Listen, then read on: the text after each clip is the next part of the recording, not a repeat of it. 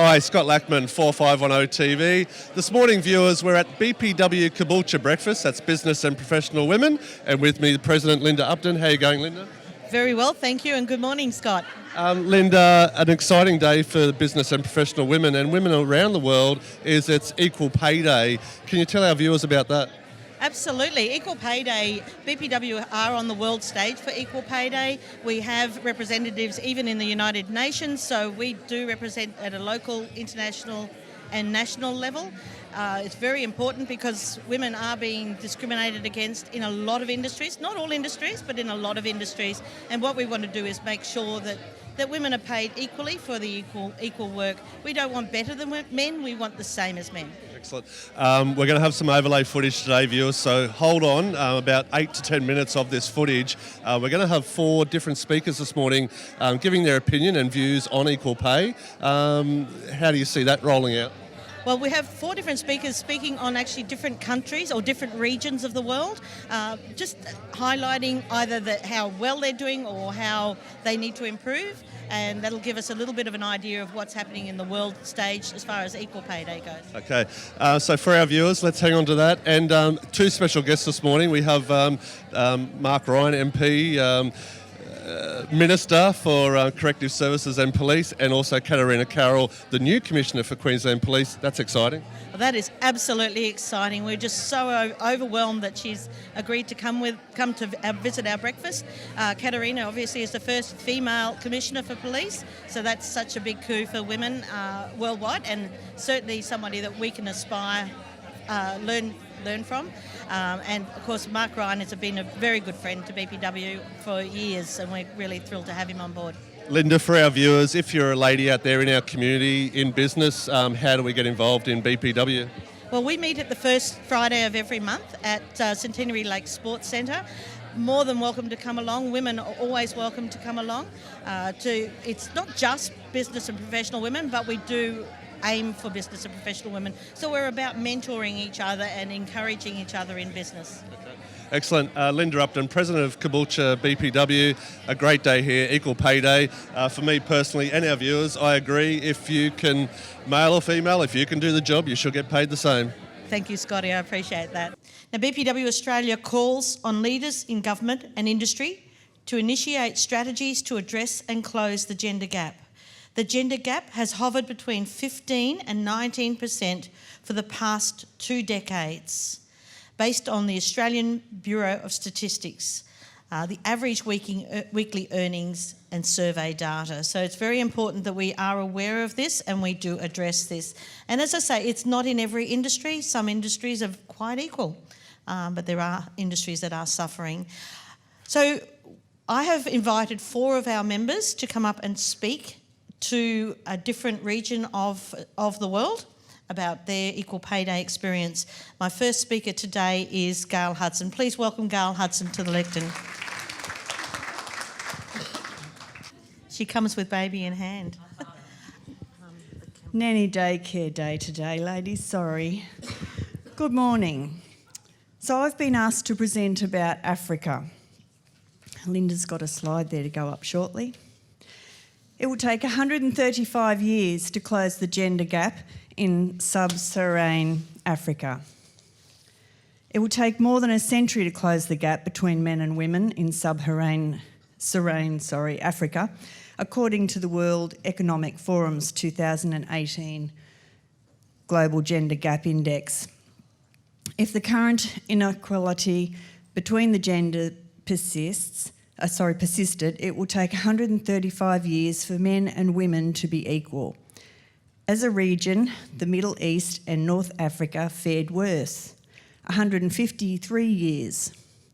Assessing 149 countries, according to economic participation, education, health and political empowerment, the index found that as a region, sub-Saharan Africa had worsened. After 6 years of progress this year, the gap widened in sub-Saharan Africa. Across the 33 countries surveyed, there is a wide disparity. Rwanda and Namibia, sorry guys, I can't pronounce these African names very well, for example, were ranked in the top 10 countries for gender parity. Rwanda sits alongside Nordic countries, the Philippines and New Zealand at having closed 80% of the gap. Even that achievement is mixed. Despite its high ranking, Rwanda has in fact regressed 2 spots due to a widening gap in economic participation with worsening wage income. On the other hand, Namibia entered the top 10 for the first time thanks to the number of seats women hold in Parliament. Even that achievement is mixed, despite its high ranking. Gender equality to all citizens. It's worth noting that the basis for lauding Rwanda's gender parity also stemmed from representation in government and is perhaps a warning that equality in cabinet must be followed by policies that bring gender equality to all citizens. In Africa, it seemed as if one country improved, another worsened as much, bringing the overall average down. For example, where Zimbabwe ranked 47th, closed the gap on wages, Mozambique ranked 49th and had fewer women in the senior and managerial positions. Botswana and Cameroon followed a similar pattern. The index calculates that it will take North America longer to narrow its gap, 165 years, yet in practice Africa is already starting from an even wider gap between men and women, making this year's regression a step back for generations to come. So, Africa, 135 years, ladies. To take it just one step further, Days for Girls Caboolture is doing its bit to help. Although all of our kits don't go to Africa, we fundraise and create reusable sanitary kits for young school-age girls overseas who have nothing for their period. By getting these, we are helping to keep them in school longer and hopefully, among other things, helping closing the gender gap. Days for Girls Caboolture is starting to run a monster raffle to be drawn on the 25th of October at our Young BPW networking event.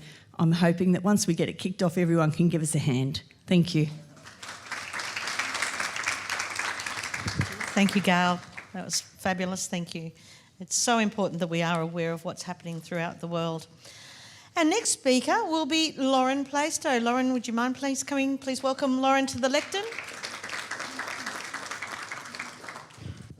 On the 19th of June 2019, Australia celebrated the 50th anniversary of an industrial relations system endorsing the principle of equal pay for equal work.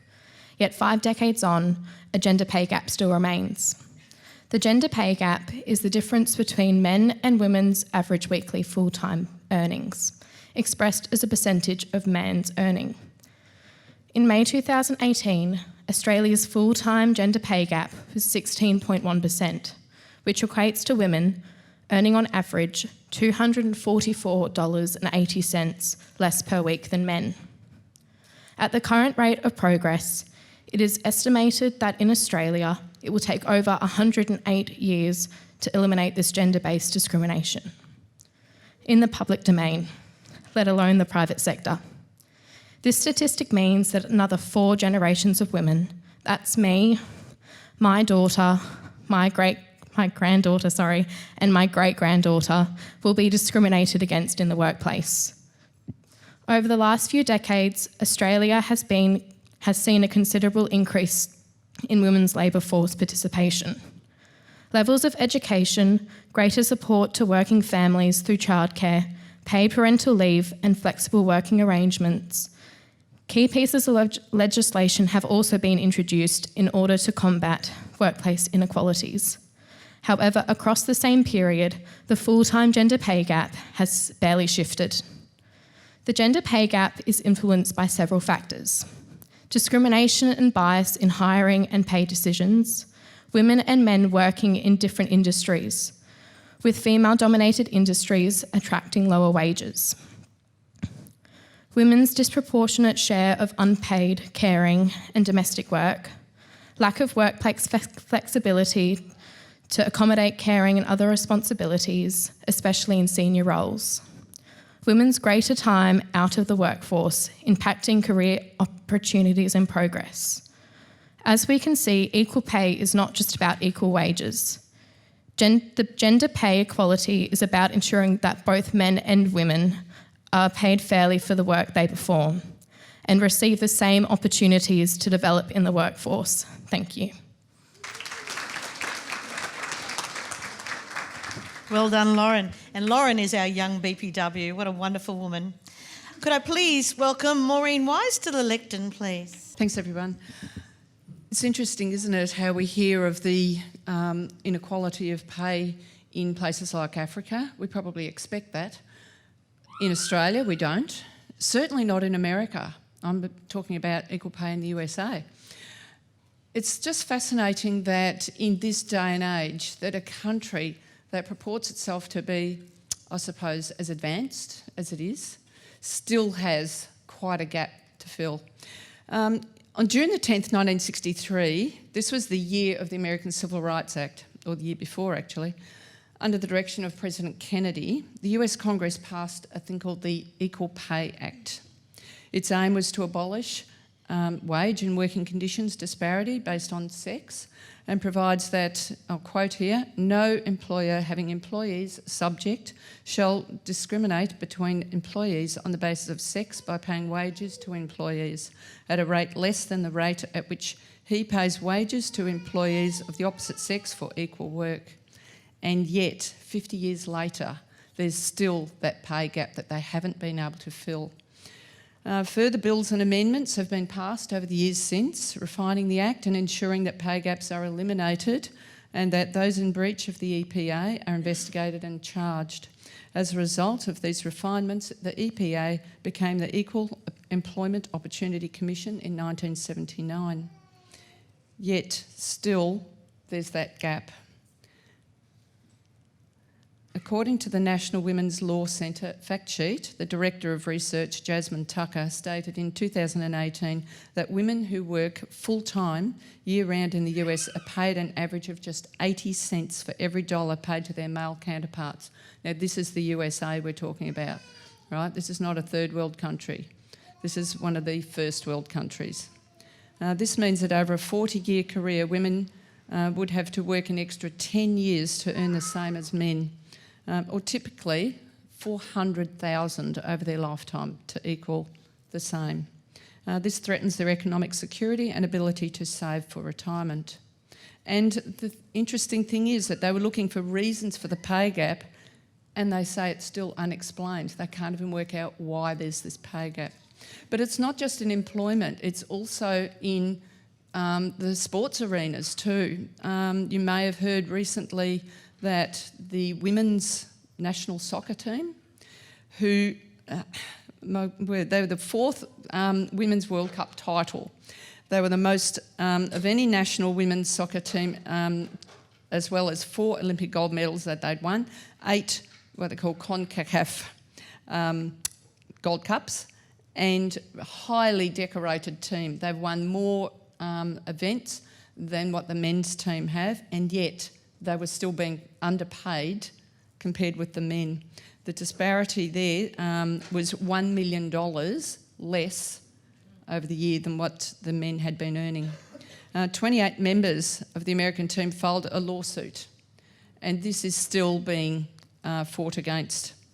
According to the lawsuit, if the men's and women's teams each won each of the 20 non-tournament games that they're contractually required to play, women's team players would earn a maximum of $99,000 or $4,950 per game, while men's team players would earn $13,000 per game.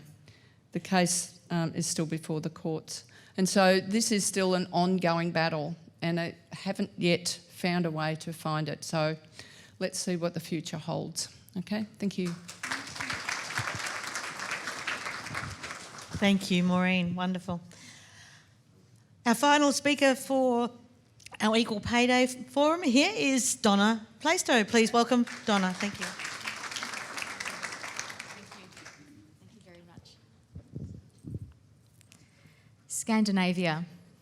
Today, most define Scandinavia and the Nordic region to include the following countries: Denmark, Norway, Sweden, Finland and Iceland.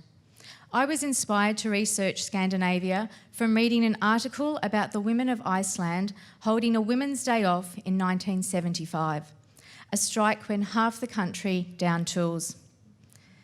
The strike was on the 24th of October 1975, and it was to demonstrate the indispensable work of women for Iceland's economy and society, and to protest wage discrepancies and unfair employment practices.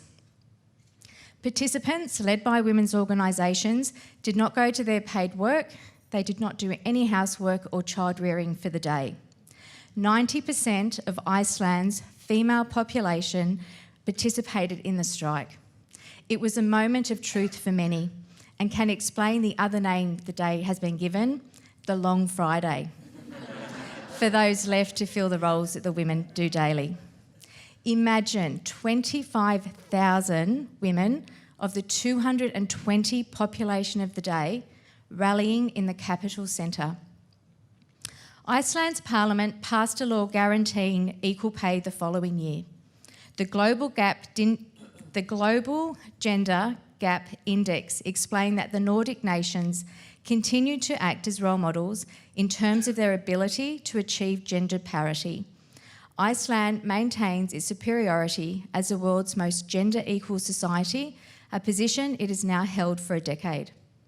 One of the most significant factors in the book titled The Nordic Gender Equality Paradox is that while there are plenty of Nordic women in politics or on company boards, there are still few women as CEOs or in senior managers. Nordic countries have been rewriting the rules of work by adopting more family-friendly policies, such as subsidised childcare and paid parental leave for both mothers and fathers, as well as it being commonplace for companies to offer flexible schedules, work-from-home days and alternative working hours. The world's first democratically elected female president was elected in 1980 in Iceland. The former president of Iceland, Vigdis, insists that she would never have been president had it not been for the event of one sunny day, the 24th of October, 1975. Thank you.